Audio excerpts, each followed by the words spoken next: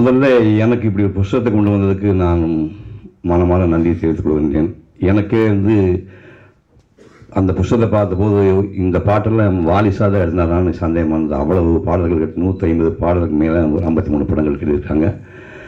அவர் சந்தானகிருஷ்ணன் இன்னொரு 4-5 படங்களில் பாட்டு கிடைக்கல என்ன வேற சொல்லியிருக்கிறாரு. இந்த தொகுப்பை உருவாக்கிய அனைத்து மக்களுக்கும் வாலி பதிப்பகத்துக்கும் நெஞ்சார்ந்த நன்றியை முதலே தெரிவித்துக் கொள்கின்றேன். வாலி சார் நான் படித்த ஓவியக் கல்லூரியில் எனக்கு ஒரு 10 வருஷம் முன்னாடி சேர்ந்தவர். நான் 58 போனால் அவர் 48 சேர்ந்திருக்கார். ஒரு வருஷம் தான் படிச்சிருக்கார், கமர்ஷியல் ஆர்ட் படிச்சுட்டு வந்துட்டார். நான் எந்த மாபெரும் கலைஞனுடைய தலைமையிலே படிக்க வேண்டும் என்று ஆசைப்பட்டேனோ அந்த தேவி பிரசாத் ராய்ச்சவத்தி சிற்பி ஓவியர், அகில இந்திய அளவிலே புகழ்பெற்ற அந்த சிற்பி ஓவியருடைய தலைமையின் கீழ் படிக்கின்ற பாக்கியம் எனக்கு கிடைக்கவில்லை. அந்த பாக்கியம் அவருக்கு கிடைச்சது. அவர் படித்த கிருஷ்ணராவ்கிட்ட நானும் படிக்கின்ற எனக்கு வாய்ப்பு கிடைச்சது. அதை விட்டு வெளியே வந்தவர் கற்பனை என்றாலும் கற்சிலை என்றாலும் கந்தனே உனை மறைவேன், ஓராறு முகமும் ஈராறு கரமும் தீராத வினைதனை தீர்க்கும் துன்பம் வாராத நிலைதனை சேர்க்கும்னு நாமம் போடுற சாமியை கும்பிட்ட பறவையில் போன்றவர் விபூதி பூசுகிற சாமியை முருகனை பற்றி பாட்டு எழுதின ஒரு அற்புதமான ஒரு மனிதர். கொஞ்சம் முடிஞ்ச வரைக்கும் செல்ஃபோன் கொஞ்சம் ஆஃப் பண்ணி வச்சுங்க. நான் சின்ன வயசுலேருந்தே கவிதைகள் மேலே ஈர்ப்பு ஏற்பட காரணம் இந்த கவிஞர்கள் தான். பட்டுக்கோட்டையாரும் கண்ணதாசனும் வாலி போன்றவர்கள் தான். சென்னை வந்த காலகட்டங்களில் பட்டுக்கோட்டையார் என்னை ரொம்ப இம்ப்ரெஸ் பண்ணார். புதையல்னு ஒரு படம் வந்துச்சு. சின்ன சின்ன இழை பின்னி பின்னி வரும் சித்திர கைத்தறி சேலையடி நம்ம தென்னாட்டில் என்ன ஆளும் கொண்டாடும் வேலையடி என்று நெசவு தொழிலை பற்றி சொல்லியிருப்பார். கசாப்பு கடை பற்றி பிரமாவை கிண்டல் பண்ணியிருப்பார். இறை போடும் மனிதனுக்கு இறையாகும் வெள்ளாடே, இதுதான் உலகம் வீண் அனுதாபம் கொண்டு நீ ஒரு நாளும் நம்பிடாதேன். காடு விளைஞ்சன் அமைச்சா நமக்கு கையங்காலம் தான் அமைச்சோம்னா இல்லை காடு விளையிட்டு பொண்ணே நமக்கு காலம் இருக்குது பெண்ணு தன்னம்பிக்கை ஓட்ட பாட்டு சொன்னார். வேப்ப மர உச்சியில் நின்று பேய் ஒன்று ஆடுதுன்னு விளையாட போகும்போது சொல்லி வைப்பாங்க, உன் வீரத்தை கொழுந்திலேயே கிள்ளி வைப்பாங்க, வேலையற்ற வீணர்களின் மூளையற்ற வார்த்தைகளை வேடிக்கையாக கூட நம்பிவிடாதே என்று எம்ஜிஆருக்கு ஒரு பாட்டு போட்டார். ஆரம்பமாவதும் பெண்ணுக்குள்ளே அவன் ஆடி அடங்குவதும் மண்ணுக்குள்ளே ஆராய்ந்து பார் மன கண்ணுக்குள்ளே ஆத்திரம் கொள்ளாத நெஞ்சுக்குள்ளேன்னு தங்கப்பதின்னு ஒரு பாட்டு போட்டார். குட்டியாடு தப்பி வந்தா குள்ளநெறிக்கு சொந்தம், குள்ளநெறி மாட்டிக்கிட்டா குறவனுக்கு சொந்தம், தட்டுக்கட்ட மனுஷங்கையில் பட்டதெல்லாம் சொந்தம், உள்ளபடி பார்க்க போனா 8 அடி தான் சொந்தம்னாரு. அது 8 அடிங்கிறீங்க, நாங்கள் உயரம் ஜாஸ்தி எனக்காக போட்டுக்கிட்டேன் அப்படின்னாரு. எல்லாரும் 6 அடி போய் 8 அடி உயரம் தான் கொஞ்சம் அதுக்காக எனக்காக போட்டுக்கிட்டேன் அப்படின்னு. இந்த மாதிரி அவர் நான் திரைப்படத்துறைக்கு வர்றதுக்கு முன்னாடி இம்பல்ஸ் பண்ண ஒரு அற்புதமான கவிஞர். சின்ன வயசுலேயே போயிட்டார். அது மிகப்பெரிய இழப்பு. அவர் உயிரோடு இருந்தால் கண்ணதாசன் மிகப்பெரிய சவாலாக இருந்த சந்தேகமே கிடையாது. அப்புறம் நம்ம ஆளுக்கு கண்ணதாசன் வரணும். என்ன மனுஷன் சார், என்ன மனுஷன் சார். திருவிளையாட ஒரு பாட்டு சார். ஒன்றானவன் உருவில் இரண்டானவன் உருவான செந்தமிழில் மூன்றானவன் நன்றான வேதத்தில் நான்கானவன் நமசிவாய என 5ஆனவன் இன்பச் சுவைகளுக்குள் 6ஆனவன் இன்னிசை ஸ்வரங்களில் 7ஆனவன் சித்திக்கும் ஒல்களில் 8ஆனவன் தித்திக்கும் நவரச வித்தானவன் 10ஆனவன் நெஞ்சில் 10ஆனவன் பன்னிருகை வேலவனை பெற்றானவன் முற்றாதவன் மூலம் முதலானவன் முன்னைக்கும் பின்னைக்கும் நடுவானவன் ஆணாகி பெண்ணாகி நின்றானவன் அவை ஒன்று தான் என்று சொன்னானவன் தான் பாதி மொய்பாதி கொண்டானவன் சரிபாதி பெண்மைக்கு தந்தானவன் காற்றானவன் ஒளியானவன் நீரானவன் நெருப்பானவன் நேற்றாகி இன்றாகி என்றென்றும் நிலைக்கின்ற ஊற்றாகி நின்றானவன் அன்பின் ஒளியாகி நின்றானவன். என்ன சார் என்ன சார் எல்லாம் பண்ணிட்டு போயிட்டாங்க சார். நமக்கு எதுவும் வைக்கல சார், எல்லாம் பண்ணிட்டு போயிட்டான். கம்பன் தந்த சீதையுந்தன் தாயல்லவா, காளிதாசன் சகுந்தலையுன் தேயல்லவா, அம்பிகாபதி அனைத்து அமராவதி மங்கை அமராவதி சென்ற பின்பு பாவலருக்கு நீயே கதின்னு பாட்டு போட்டான். ரொம்ப சுருக்கிவிட்டான் ஒரு பாட்டேன்.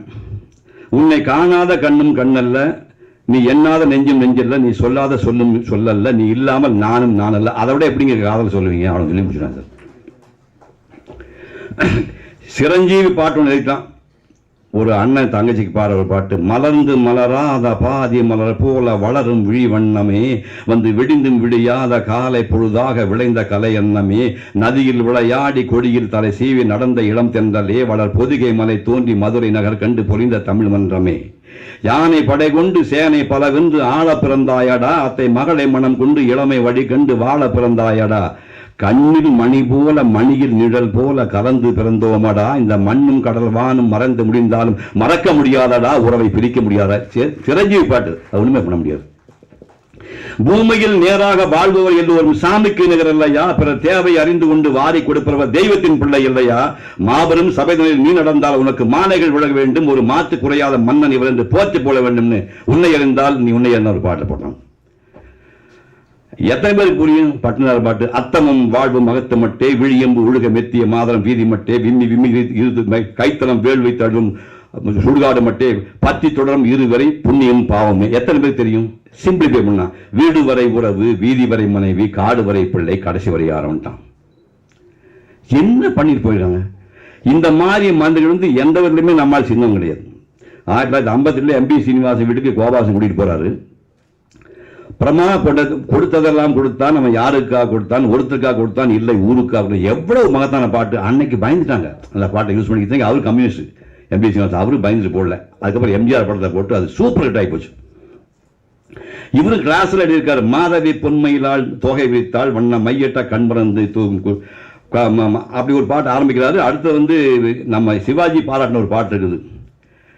ஆழியிலே பிறவாத அலைமகளோ, ஏழிசையை பயிலாத கலைமகளோ, ஊழிநடம் புரியாத மலைமகளோ, உலகத்தாய் பெற்றெடுத்த தலைமகளோ, அழகு தெய்வம் மெல்ல மெல்ல அடியெடுத்து வைத்தலும் பாட்டு வரும். பெண்கள் சொல்றார், இளநீரை சுமந்திருக்கும் தென்னை மரம் அல்ல, மழை மேகம் கூடி பிடிக்கும் குடி நிலவும் அல்ல, இங்கும் அங்கும் மீன் பாயும் நீரோட இல்லை, இதற்கு மேலும் இலக்கியத்தில் வார்த்தை ஏது சொல்லண்டாங்க. இத்தனை பண்ணும். எனக்கு நிறைய பாட்டு போட்டுருக்காரு. பாட்டு போடணும் சௌரியமாக உட்காந்து வீட்லேயோ ஒரு ஸ்டுடியோவில் போட்டு போடுவாங்க. மாட்டிக்கிறவங்க நாங்கள் தானே மாட்டிக்கிறோம். முதல்ல கண்கண் தேவ் ஒரு பாட்டு போட்டார். கண்ணுக்குட்டி கண்ணுக்குட்டி காடா கண்ணுக்குட்டின்னு ஒரு பாட்டு போட்டோம். அந்த கும்பகோணத்தில் சாக்கோட்டையில் போய் விஜயராணின்னு ஒரு பொண்ணு நானும் டான்ஸ் பண்ணோம். அதுக்காக என்னன்னா டான்ஸ் தெரியாத நான் ஏதோ பொம்மை போட்டு ஊர் சுற்றி இருந்தவன் டான்ஸ் கற்றுக்கணும்னு ஒரு வாத்தியாரை வச்சு ஹிஸ் மாஸ்டர்ஸ் வாய்ஸ்னு போட்டி, பழைய காலத்தை போட்டிக்குது, சாய் கொடுக்குற நாய் போட்டி ஒன்று இருக்குது. அதை போய் 3 மார்க்கெட்டில் வந்து ஒரு 150 ரூபா ஓட்டுனாங்க. நம்ம காசுலாம் கிடையாது. படத்துக்கு ஏவிஎம் படத்துக்கு முதல் படம் சம்பளம் 1000 ரூபா தான். அந்த 1000 ரூபா 10,000 ரூபா கணக்கு வச்சுங்க. அந்த 1000 ரூபாய்க்கு கொண்டு போய் கொடுத்து நாய் போட்டியை வாங்கிட்டு வந்து மியூசிக் போட்டு, ஹட்டாரி மியூசிக் ரொம்ப ஃபேமஸ். சீனியர் ஆளாக வந்துங்க. அது ஹட்டாரி மியூசிக் வந்து ஆனந்த் தியேட்டரில் வந்து காட்டன் மியூசிக் போடுவாங்க. அந்த ஹட்டாரி மியூசிக் போட்டு தங்கராஜ் மாஸ்டர் வச்சு ஒரு நாளைக்கு 3 மூமெண்ட் தான். அப்படி ஆடாஞ்சு ஒரு மாதம் முடியும் போது ஒரு 3.5 நிமிஷம் பாட்டு முடியுமா 33 மூமெண்ட். பாட்டு ஆரம்பித்தா அந்த 3.5 நிமிஷம் கூட 33 மூமெண்ட்டை நான் ஆடணும், மாற்றி மாற்றி ஆடணும். ஆடி முடிஞ்ச காலில் போன் தூக்கிடுச்சு. மாஸ்டர் என்ன மாஸ்டர் காலில் போன் தெரியுது அப்படின்னா, கோழி சூப் சாப்பிட்டு சரியா போகுங்க. இப்படிலாம் ஒரு வெஸ்டர்ன் மியூசிக் கற்றுக்கிட்டு நேராக அங்கே போய் மல்லியத்துக்கு போனால் கண்கண்ட ஷூட்டிங் கோபாலகிருஷ்ணன். சாயங்காலம் 4 மணிக்கு போயிட்டு 6:30 மணிக்கு வேத்து விறுவிறுத்து வருவேன். வந்தோடனே கோபாலகிருஷ்ணன் எங்கேயா போகிறேன், வேத்து விறுவிறுத்து இன்னத்துக்கு ஜில்லு காத்துட்டுக்கு வேத்து விறுவிறுத்து வரேன் அப்படின்னாரு. இன்னைக்கு ரிஹர்சல் பார்க்கணும். என்ன ரிஹர்சல் பார்க்குறேன் அப்படின்னா, டான்ஸ் ரிஹர்சல் பார்க்குறேன். எதுக்கு டான்ஸ் ரிஹர்சல் பார்க்குறேன்? நம்ம பாட்டு நாளைக்கு வருது இல்லை, என்ன பாட்டு வருது? தென்னை மரத்தில் குந்தி இருப்பது சின்னப்பா அப்பா அதுமா ஆமாம் வருது. அப்போ டான்ஸ் ஆடணும். எவன் சொன்னவங்க டான்ஸ் வருதுன்னு பாட்டு மியூசிக்கில் இருக்குன்னு கேனப்பையில் இருக்கியா? மரத்து மேலே வச்சு பாட்டு எடுக்க போகிறோம். மரத்து மேல பல்லவி எடுப்பீங்க, மிச்சம் கீழே வந்துடுவீங்களா? எவன் சொன்னவனுக்கு அப்படி? நான் டாக்டர் நீ டாக்டரா? மொத்த பாட்டு மரத்து மேல கிழிஞ்சது போ அப்படின்ட்டு. நமக்கு மரமே தெரியாத நாகேஸ்வர் அப்படியே தத்தி வானவர் மாதிரி மேலே போவார். எங்கள் ஊருக்காரர் அவர் ஸ்பீடை பார்த்து நாகேஷ் போறாரு. அவரோட 10 வயசு தான். நம்ம போக மாட்டோம். காலில் அந்த தடையல் போடாம நேராக போய் மல்லியம்பரத்தில் ஒரு தென்னை மரத்தை பிடிச்சி படப்படன்னு மேலே போயிட்டேன். ஒரு 10-15 அடி போயிட்டு போனால் கால் ஆடுது. பிடிக்கும் ஆடணுன்னா சாமி கால் ஆடுதுண்ணா. என்னென்ன ஆடு உழுதுவீங்கண்ணா. ஐயோ அப்படி கட்டி பிடிக்காது நெஞ்சு வச்சு போகணும். ஆட போல அதோட உயிர் முக்கியமான சொல்லிட்டு சருன்னு கிடந்த மொத்தமாக ரத்தம் வந்தோடனே சரி காட்டம் தப்பாக போயிடுமென்ட்டு உடனே ரவுண்டுக்கு பண்ணின்னு போட்டு சுற்றினேன். உடனே கேசி கூப்பிட்டாரு, என்ன ஊருக்கு சம்பந்தமாக ரவுண்டுக்கு பண்ணி போட்டுக்கிறேன். மரம் ஏறி தோறு குஞ்சு போச்சு. அதுபட்ட மடையா மரத்து மேலே ஏடி வச்சு ஏற்றி விடுவோம்ல அவங்க. ஆடா பாவில சொல்லியிருந்தா இவ்வளோ கஷ்டப்பட்டு சொல்ல மாட்டாங்க சார். 7,000 ரூபாய் சம்பளம் வாங்கி இதெல்லாம் சொல்லுவாங்களா? அப்புறம் நான் பெரிய ஆளாயிடுவேன். இப்படி ஒரு பாட்டு. அப்புறம் சரவணன் சார் படத்தில் அவங்க இவங்க எல்லாம் பாவம் என் மேலே ரொம்ப அரிதாபப்பட்டு ஒரு பையன் புதுசாக நடிக்க வந்திருக்காங்க, எப்படியா ஒரு பாட்டு போன சொல்லி என் கேள்விக்குன்னு பதில்னு ஒரு பாட்டு போனோம். அந்த கணீர்னு வாய்ஸ் சுசீலா பாட்டு கொட்டணும். தமிழ்நாடு போல வந்து கண்டிப்பாக சிவாஜி பாட்டு தான் நினச்சிட்டாங்க.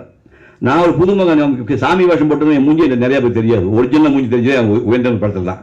முருகன்லாம் இன்னைக்கு நிறைய பார்க்குறீங்க, அது விஷயம் வேறு. அந்த முருகன் ஒரிஜினல் மூஞ்சி தெரியாது. ஒரிஜினல் மூஞ்சி காட்டினவங்க அவங்க தான் முதல்ல உயர்ந்த முதல்ல.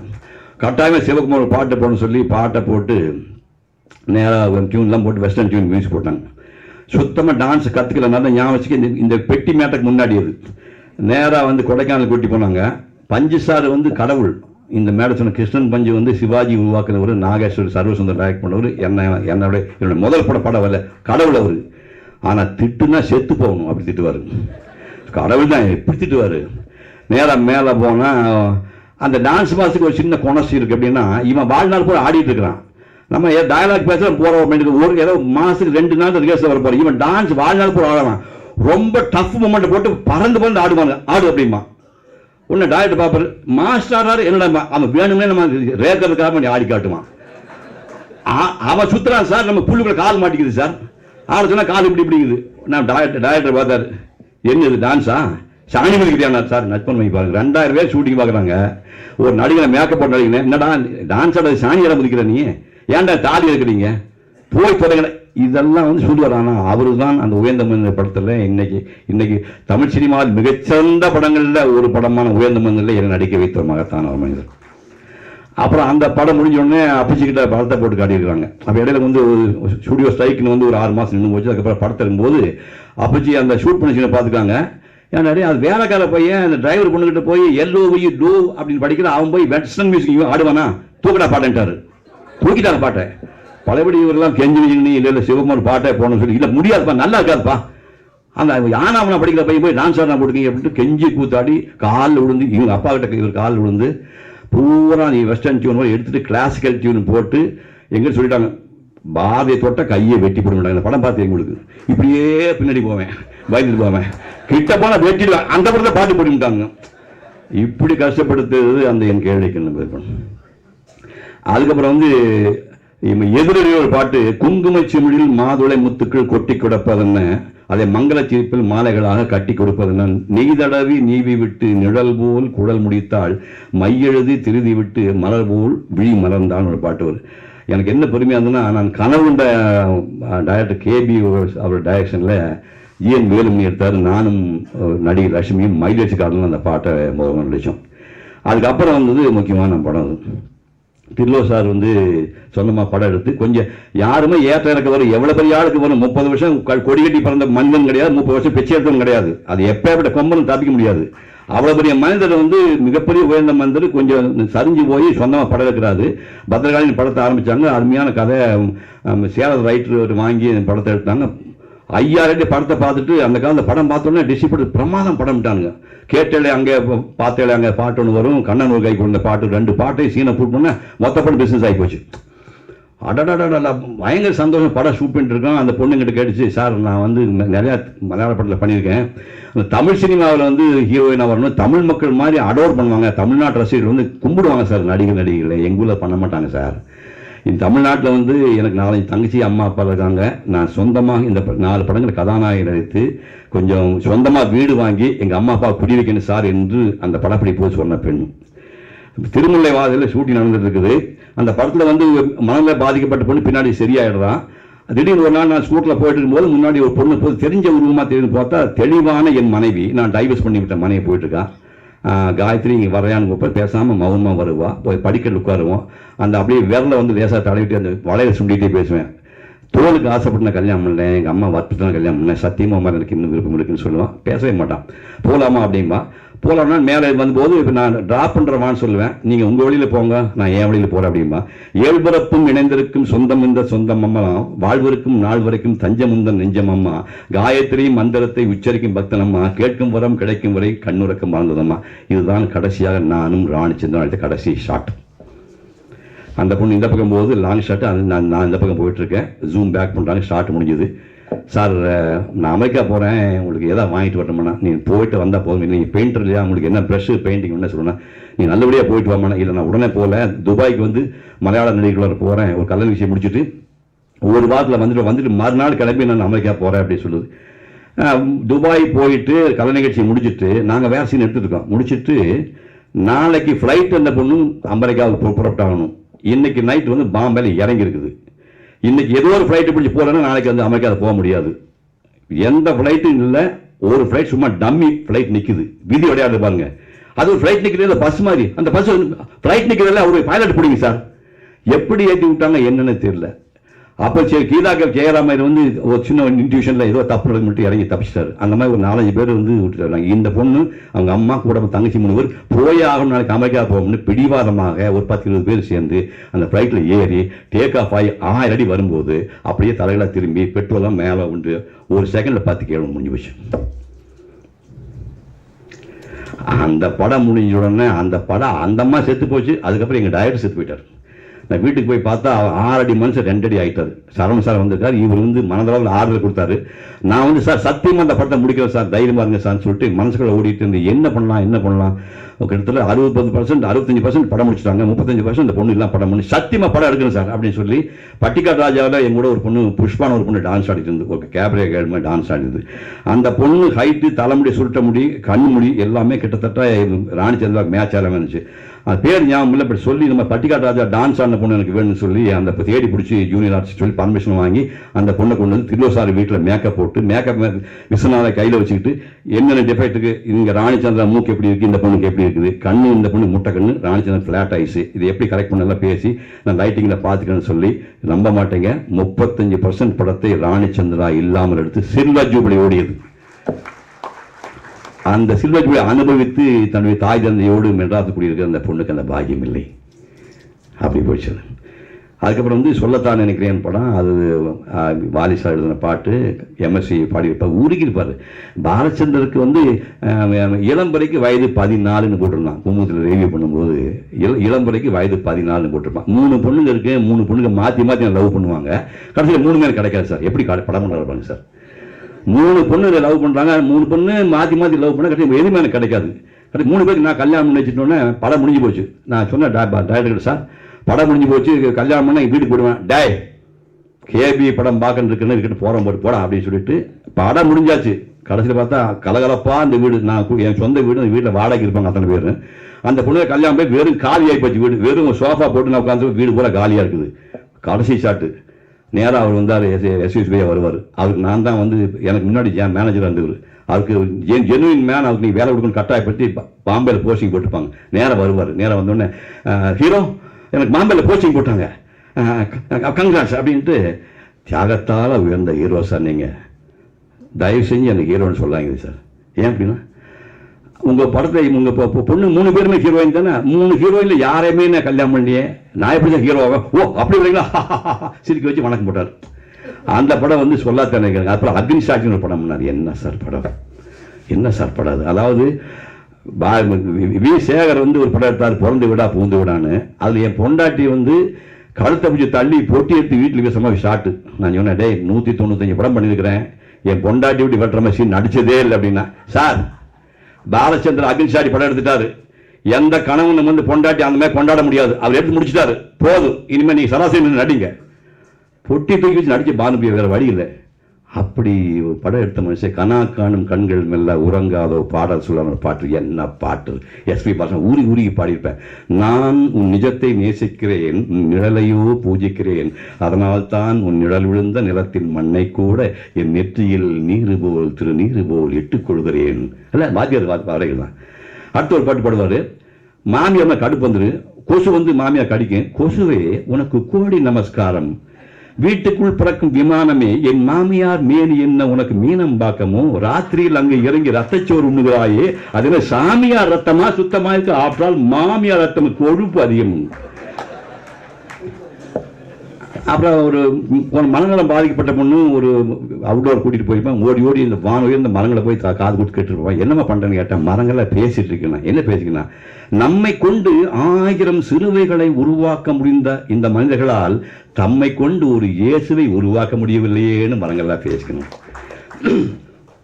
கடைசி கிளைமாக்ஸ்ல வந்து வயிற்றுக்குள்ள குழந்தை இருக்குது, அந்த குழந்தைக்கு ஒரு பாட்டு வேணும்பா வாலி, குழந்தைக்கு ஒரு பாட்டு வேணாலும் வா, நம்ம இப்ப நினைச்சப்பா சிலுக்கு எனக்கு வாலி எழுதுனா சார் ஒரு பாட்டு, வயிற்றுக்குள்ள குழந்தைக்கு தான் சார். அன்பு குழந்தையே அம்மா எழுதுகிறேன், தாய்ப்பால் வருவதற்கு முன்பு தபால் வருகிறதே என்று பார்க்கிறாயானா சார். அடிச்சுட்டா பாலச்சந்திரன் நைட்டு 10 மணி, டே கொண்டுட்டான்டா வாலி பாடுறாட்டா. எனக்கு சில்லு இருக்குது. வாலி என்ன என்ன தாய்ப்பால் வருவதற்கு முன்பு தபால் வருகிறதே என்று பார்க்கிறேன். எப்படி சிந்திக்கலாம் பாருங்க. அப்படியெல்லாம் பண்ணி அந்த படம் வந்து மிகப்பெரிய அளவுக்கு போக வேண்டிய படம் அது ஏமாற்றி பிடிச்சி. ஓகேங்களா? இப்படியா பண்ணிட்டு இத்தனை எல்லாம் படங்கள் அறிவிப்பு நான் எடுத்த லிஸ்ட் நிறையா கொடுக்கலாம், அதான் சீக்கிரம் நான் முடிச்சாங்க. அடுத்த ஒரு விஷயம் சொல்கிறேன், எத்தனை பண்ணினாலும் சினிமா பாடல்களை நான் ரசிக்க ஆரம்பித்தவன் அப்படியே படிப்படியாக போய் பாரதிதாசனை போய் பாரதியார்கிட்ட போய் கம்பனுக்கிட்ட போனேன். கம்பன்கிட்ட போகிற காரணம் நம்மால் தான், இப்படி அவதார புருஷன் தான். அந்த விழாவில் நான் பேசினேன். சார், கம்பன் போல மிகப்பெரிய ஆட்சியில் இனிமேல் கம்பன் இடத்தை யாருமே அடக்க முடியாதுங்கிறாங்க. தமிழ் மொழி உச்சம் தொட்ட காலகட்டம் 10ஆம் நூற்றாண்டு 9ஆம் நூற்றாண்டுங்கிறாங்க. நான் சொல்கிறேன் சார், மையறு மலரின் நீங்கி யான் செய்மா தவத்தின் வந்து செய்யவள் இருந்தாள் என்று செழு மணி கொடிகள் என்னும் கைகளை நீட்டி அந்த கடிநகர் கமலச்செங்கன் ஐயனை ஒல்லைவா என்று அழைப்பது போன்றதம்மாங்கிறான். பால்கடலில் திருமாலும் ஒன்றா பிறக்கிறாங்க. அவங்க பிரிஞ்சு வந்து அயோத்தியில் ராமன் அங்கே வந்து சீரையாக பிறந்துட்டாங்க. 16 வருஷத்துக்கு ரெண்டு மீட் பண்ணிக்கலாமா? ஏன்டா உன் ஜோடி மீட் பண்ணி இவ்வளோ லேட்டாக வரையாப்பா, சீக்கிரம் வாடா சீக்கிரம் வரான்னு இந்த காத்துக்கார செடி கொடிகள்லாம் அப்படி ஆடுதில்ல, அது சீக்கிரம் வான்னு கூப்பிடுற மாதிரி இருக்குன்னு சொல்கிறான். மையது மலரின் நீங்கி யான் செய்மா தவத்தின் வந்து செய்யவள் இருந்தாள் என்று செழு மணி கொடிகள் என்னும் கைகளை நீட்டி அந்த கடிநகர் கமலச்செங்கன் ஐயனை ஒல்லைவா என்று அழைப்பது போன்றதம்மா அப்படின்னா. அலை உருவ கடல் உருவத்து ஆண்டகைதன் நீண்டு உயர்ந்த நிலை உருவ புயவலியை நீ உருவ நோக்கையா உலை உருவ கனலுமிழ்கள் தாடகைதன் உரமுருவி மலை உரிமை மரமுருமி மண் உருவிட்டு உருவாடினா. ராம விட்ட அம்பு கொலைக்களத்துல கொதிச்சுட்டு இருக்க நெருப்பு போல கண்களை உடைய தாடைகளுடைய வைரம் பாஞ்சி உடம்புக்குள்ள பூந்து அதுக்கப்புறம் மலையை தொடச்சு மரத்தை தொடச்சு மண்ணு குத்தி ஆடிச்சுங்க. ஒண்ணுமே இல்ல. கோமகன் முன் சனகன் குளிர் நன்னீர் பூமகளும் பொருளும் என நீ என் மாமகள் தன்னோடு மன்னுதி என்ன தாமரை என்ன தடக்கையின் ஈந்தான். திருமணம் போல என் மக சீதை கல்யாணம் பண்ணி சந்தோஷமா நீர் பார்த்து கொடுத்தான் அப்படின்னு குந்தி மடக்கிட்டான். சிவந்தவாய் சீதையும் கரிய செம்பலம் நிவந்த ஆசனத்தில் இருப்ப நின் மகன் அவந்தனாய் வெறு நிலத்திற்கலான போது உவந்தவாரன் இதற்கு உறுதியாதன்னா. ராமன் சீதையும் உட்கார்ந்துட்டாங்க. சாதுராடி கிடைக்காத பையனுக்கு எதுக்கடி சிரிக்கல அப்படிங்கிறான். உடனே சுதாரிச்சுக்கிட்டு டக்குன்னு 2 வார்த்தை கேட்டு வாங்கிட்டான். பையன் அம்மா ஆசிராமன் நினச்சிக்கிட்டு பையன் ராமன் கிட்ட வந்தான்னா கையை சொல்றான், ஆடிசூழ் உலகையெல்லாம் பரதனே ஆட நீ போய் தாளிருஞ்சடைகள் தாங்கி தாங்க அரும் தவமேற்கொண்டு பூழி வெங்கானம் நன்னி புண்ணியன் தடிகள் ஆடி 7 ஆண்டில் வா என்று ஏம்பினான் அரசன் என்றான்.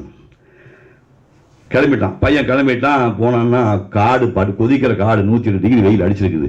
அந்த காட்டில் நீல மேக சாமல வண்ணம், இவனுடைய நீல வண்ணம் பார்த்தோன்னே மொத்த உஷ்ணம் வந்து உடம்பு உள்ளிருத்துச்சு. ஒரு ஊட்டிமை ஆகி போச்சுங்கிறான். அடே ராமா, உன் வண்ணத்தை எப்படா சேர்க்கறது? மயிரிட்டு கண்ணங்கரேன் இருக்குது, மரகதுக்கல்ல ஆடாத செய்யாது, மழை மேக பேஞ்சு தித்துருது, கடல் தண்ணி உப்பு கிடைக்குது, ஆனால் எல்லாம் நீல கலர். உன்னை இந்த நீல வண்ணத்தை எல்லடா சேர்க்கறது தெரியலடா அப்படிங்கிறாங்க அம்மன். வெய்யோ உன்னொழி தன்மேனியின் விரிசோதியின் மறைய பொய்யோ எனும் இடையாளுடன் இளையானுடன் போனான் மையோ மரகதமோ மதிகடலோ மழை முகிலோ ஐயோ இவன் வடிவென்பது ஒரு அழியா அழகுடையான். இப்படி இவ்வளவு பண்ண இந்த கம்பனை நம்ம சீரங்கத்துக்கான ஃபுல்லா படிச்சுட்டு தொடவே இல்லை சார். இந்த ஆளுது சிங்கிள் லைன் நான் ஃபுல்லா படிச்சு பார்த்தா கிட்டே வரல சார். கதை மட்டும் பிடிச்சி சொந்தம் போடுறான் சார். பஞ்சபூதங்கள் படைச்சவன் ராமன், பஞ்சபூதங்கள் படைச்ச கடவுள். அவனை பத்தி என்ன ராமன் பிறந்தான் சொல்றான் சார் வாலி. பேசரும் தெய்வம் பரபிரம்மம் கோசலை வயிற்றில் குழந்தையாய் பிறந்து ராமன் என்று நாமம் கொண்டது. முடிச்சான் சார். அம்மா இடுப்பு உட்கார்ந்துருக்கான் பையன், 2 வயசு பையன் இடுப்பு உட்கார்ந்துருக்கான். சாயங்காலம் நிலா மேலே வருது, நிலா கொஞ்சம் மேலே வரும் பழுப்பாத்தான் இருக்கும். அவன் சொல்றான், நிலவை படைத்த நாயகன் தாயிடம் நிலவை பிடித்து தாய் என்று கேட்டான். அழகு நிலாவை இடுப்பில் ஏந்தி அழுக்கு நிலாவை அழைத்தாள் கோசலிங்களா சார். என்ன சார் மனுஷன், என்னடா சார். சீதை ராமன் கல்யாணம் பண்ணிட்டாங்கன்னு சொன்னா சார். கை வீசி வந்த வைகாசி நிலவை விழியில் மை பூசி வந்த தை மாச மலரை வலக்கையால் மெல்ல பற்றி வலம் வந்தான் தீயை சுற்றினான். கை வீசி வந்த வைகாசி நிலவுன்னா வைகாசி மாசம் மே மாசத்துல பார்த்தீங்கன்னா பிரைட்டா இருக்கும். கை வீசி வந்த வைகாசி நிலவை விழியில் மை பூசி வந்த தை மாச மலர்னா பனிகாலம் பளபளப்புன்னு மின்னு தை மாசம் வலக்கையால் மெல்ல பற்றி வலம் வந்தான் தேய்ச்சினான். கோதாவரி ஆற்றை பற்றி தான் சார். நிலம் என்னும் ஏட்டில் நெடு வான் மேகங்கள் நீர் கொண்டு எழுதிய நீளமான கவிதை வரி கோதாவரிட்டான். பழிகை தூக்கி ராவண சீதமலை போட்டான். சீதையே நீ சிறைப்பட்ட காரணம் நான் மட்டுமல்ல, நான் அனுப்பிய மாயமான் மட்டுமல்ல, நீயும் தான் என் உள்ளே நீ எழுப்பிய ஆசை தீயும் தான்டா சார். இந்த மாதிரி என்ன துன்பம்னா, நமக்கு முன்னாடி வாழ்ந்துங்க எம்ஜிஆர் ஆகட்டும், சிவாஜி ஆகட்டும், கண்ணதாசன் ஆகட்டும், வாலியாட் எல்லாருமே நாம நினைச்சே பார்க்க முடியாத சாதனை பண்ணி நமக்கு சவாலை விட்டு போட்டாங்க. அந்த மகாமனிதருடைய ஆன்மா என்றென்றும் சிரஞ்சீவா இந்த மண்ணில் இருக்கட்டும். அவர் நாம ஓங்குக, அவர் புகழ் ஓங்குக என்று கூறி வாய்ப்புக்கு நன்றி கூறி விடைபெறுகின்றேன். நன்றி.